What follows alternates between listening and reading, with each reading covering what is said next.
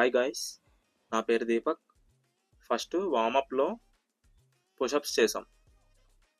పుషప్స్లో 2 sets 25 kgs push-ups చేసాం. 25 kgs పుషప్స్తో 3 to 4 reps ఈజీగా వచ్చాయి. నెక్స్ట్ బెంచ్ ప్రెస్లో ఫైనల్గా ఈరోజు 20 kgs వెయిట్తో 10 reps వచ్చాయి. ఇంకో 2 to 3 reps ఎక్స్ట్రా వస్తే వెయిట్ ఇంక్రీజ్ చేస్తాను. ఎప్పుడైతే నేను 10 reps చేశానో 20 kgsతో, మా ఫ్రెండ్ తరుణ్ కూడా వెంటనే 10 reps చేసేయాలి అని డిసైడ్ అయ్యాడు. వాడు కూడా 10 reps చేస్తాడు. ఎప్పుడైతే మనం వేరే మన ఫ్రెండ్స్తో వర్కౌట్ చేస్తామో ఒక హెల్తీ కాంపిటీషన్ అనేది బిల్డ్ అవుతుంది. ఈ కాంపిటీషన్ వల్ల మనం కాన్స్టెంట్గా ట్రై చేస్తూ ఉంటాం, మన ఫ్రెండ్ కంటే బెటర్గా చేయాలి. ఈ కాంపిటీషన్ వల్ల మనం చాలా ఇంప్రూవ్ అవుతాం.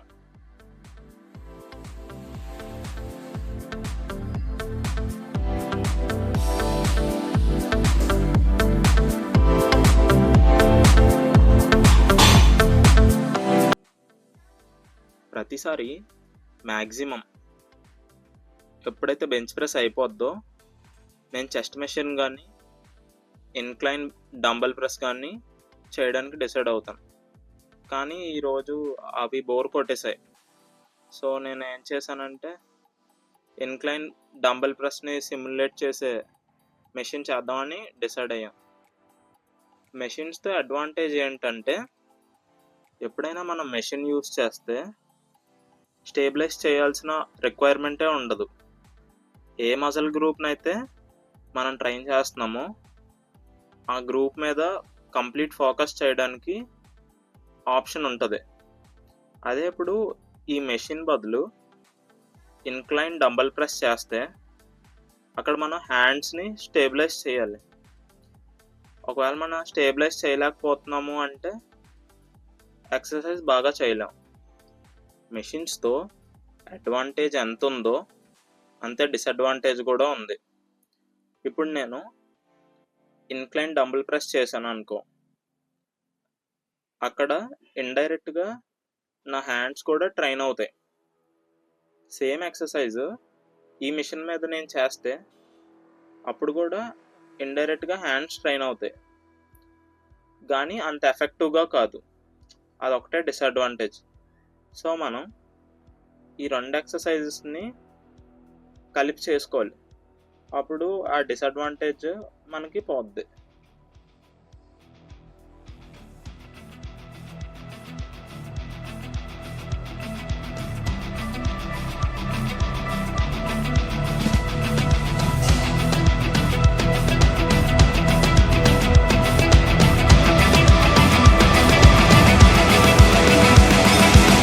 టోటల్ షోల్డర్స్లో 3 డెల్ట్స్ ఉన్నాయి. ఫ్రంట్ ఒకటి, లాటరల్ అండ్ రేర్ డెల్ట్స్ ఒకటి. ఫ్రంట్ డెల్ట్స్ని ట్రైన్ చేయడానికి మిలిటరీ ప్రెస్ ఏదైతే ఇప్పుడు మా ఫ్రెండ్ తరుణ్ చేస్తున్నాడో అది.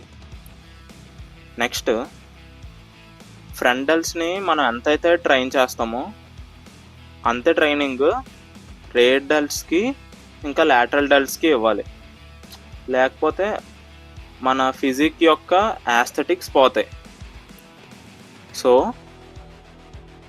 ఫ్రంట్ డెల్ట్స్ని ఎంతైతే ట్రైన్ చేస్తున్నామో అంతే ట్రైనింగ్ లాటరల్కి ఇంకా రేర్ డెల్ట్స్కి ఇవ్వాలి. కానీ చాలామంది రేర్ డెల్ట్స్ని లాటరల్ డెల్ట్స్ని స్కిప్ చేసేస్తారు.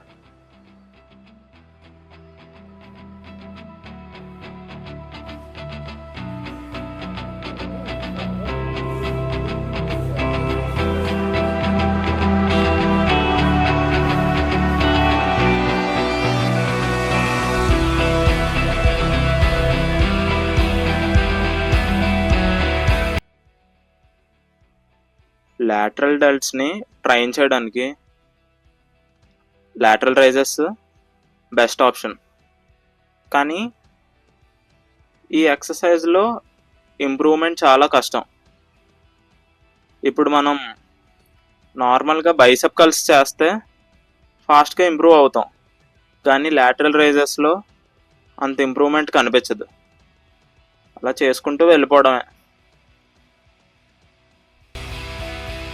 నేనే రేర్ డెల్ట్స్ని చాలా కాలం స్కిప్ చేశాను. ఎందుకో అంత ఎక్కువ మంది ట్రైన్ చేయరు రేర్ డెల్ట్స్, కానీ చాలా ఇంపార్టెంట్. సో ఇంకేం డిసైడ్ అయినంటే ఫస్ట్ ఒక ఎక్సర్సైజ్తో స్టార్ట్ చేద్దాం. ఈ ఎక్సర్సైజ్ని అలా చేద్దాం, అప్పుడు కావాల్సితే రేర్ డెల్ట్కి ఇంకో ఎక్సర్సైజ్ని యాడ్ చేద్దాం.